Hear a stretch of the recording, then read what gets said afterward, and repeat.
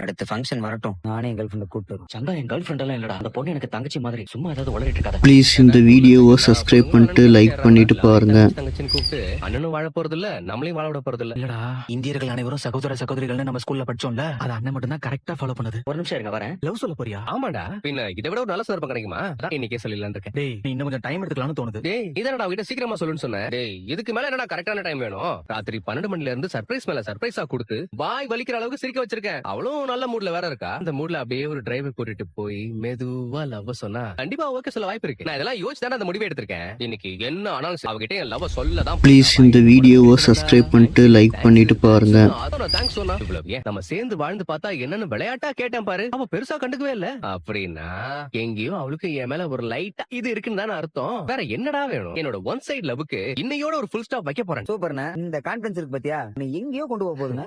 எழுதி வச்சுக்கணும். சொல்லுண்ணே, கண்டிப்பா நீ ஒத்துப்பாங்க.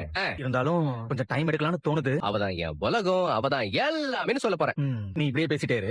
ஐயோ, கடவுள் இருக்காங்க குமாரு. டேய் பாத்தியாடா, நான் சொன்னல, நான் சொல்லணும்னு நினைக்கிறத அவன் என்கிட்ட சொல்ல போறான்னு நினைக்கிறேன். ஐயோ, ப்ளீஸ் இந்த வீடியோவை சப்ஸ்கிரைப் பண்ணிட்டு லைக் பண்ணிட்டு பாருங்க. சாவி குடு, சாவி குடு.